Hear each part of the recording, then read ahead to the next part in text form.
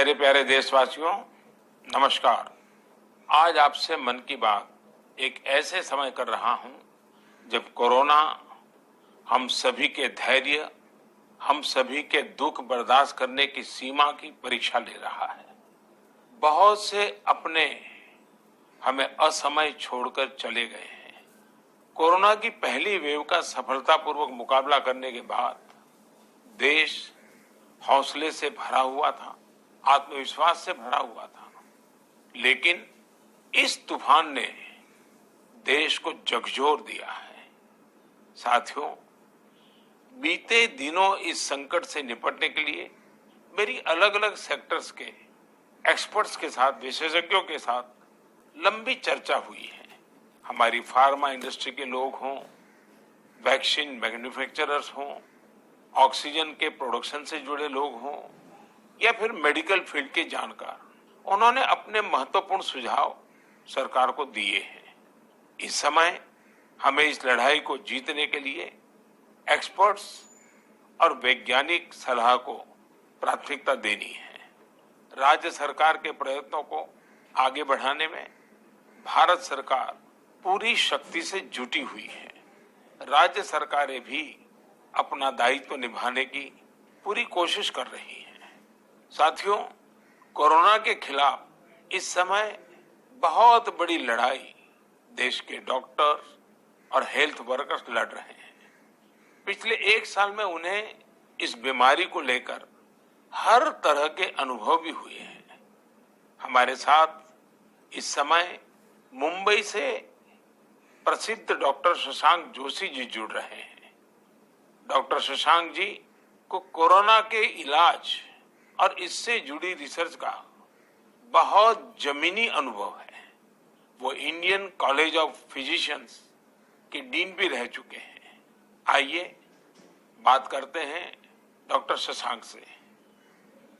नमस्कार डॉक्टर शशांक जी। नमस्कार सर। अभी कुछ दिन पहले ही मुझे आपसे बात करने का अवसर मिला था।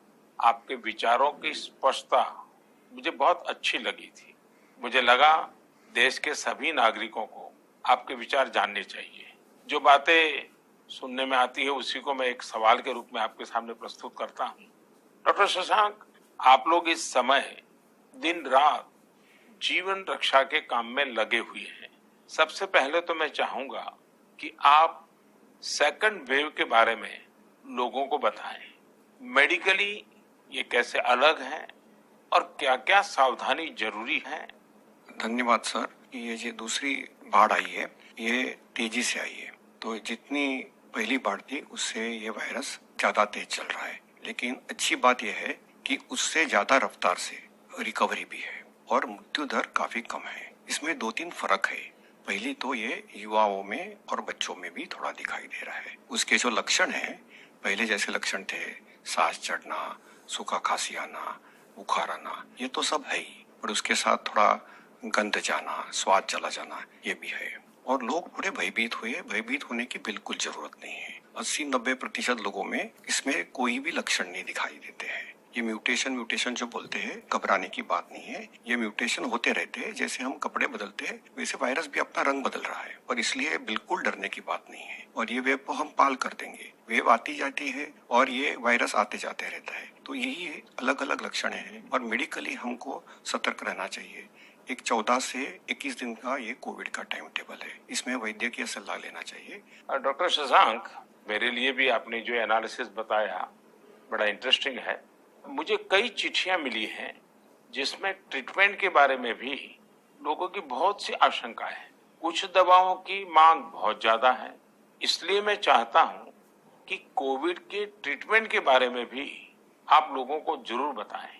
हाँ सर, क्लिनिकल ट्रीटमेंट लोग बहुत देरी से चालू करते हैं और अपने आप बीमारी से दब जाएंगी ये भरोसे पे रहते हैं और मोबाइल पे आने वाली बातों पे भरोसा रखते हैं। और अगर सरकारी दी हुई सूचना का पालन करे तो ये कठिनाई का सामना नहीं आता है। तो कोविड में जो ट्रीटमेंट क्लिनिकल प्रोटोकॉल है उसमें 3 प्रकार की तीव्रता है। हल्का या माइल्ड कोविड, मध्यम या मॉडरेट कोविड और तीव्र कोविड जो सीवियर कोविड बोलते हैं, इसके लिए है। तो जो हल्का कोविड है उसके लिए तो हम ऑक्सीजन का मॉनिटरिंग करते हैं, पल्स का मॉनिटरिंग करते हैं, बुखार का मॉनिटरिंग करते हैं। बुखार बढ़ जाता है तो कभी कभी पैरासीटामोल जैसी दवाई का इस्तेमाल करते हैं और अपने डॉक्टर से संपर्क करना चाहिए। जो मॉडरेट कोविड होता है, मध्यम कोविड होता है या तीव्र कोविड होता है, तो वैद्य की अपने डॉक्टर के साथ संपर्क करना बहुत जरूरी है। सही और सस्ती दवाई अवेलेबल है जिसमें स्टीरॉयड जो है ये जान बचा सकती है। जो इनहेलर्स दे सकते हैं हम, टैबलेट दे सकते हैं हम, और उसके साथ ही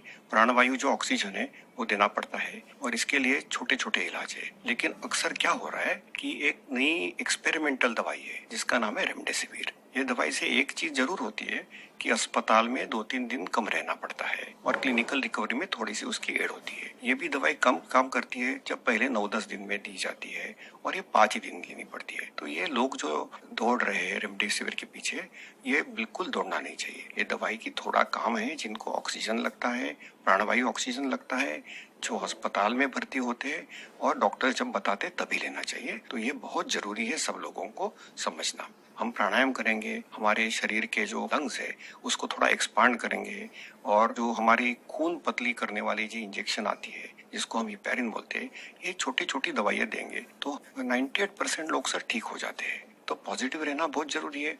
ट्रीटमेंट प्रोटोकॉल वैद्य के सलाह से लेना बहुत जरूरी है और ये जो महंगी महंगी दवाई है उसके पीछे दौड़ने की कोई जरूरत नहीं है सर। अपने पास अच्छे इलाज चालू है, प्राणवायु ऑक्सीजन है, वेंटिलेटर की भी सुविधा है, सब कुछ है सर।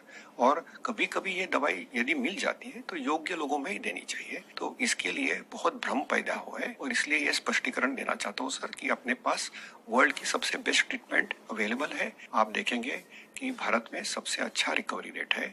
आप यदि कंपेयर करेंगे यूरोप के लिए, अमेरिका, वहीं से भी हमारे यहाँ के ट्रीटमेंट प्रोटोकॉल से मरीज ठीक हो रहे हैं सर। डॉक्टर शशांक, आपका बहुत बहुत धन्यवाद। डॉक्टर शशांक ने जो जानकारियां हमें दी वो बहुत जरूरी है और हम सबके काम आएगी।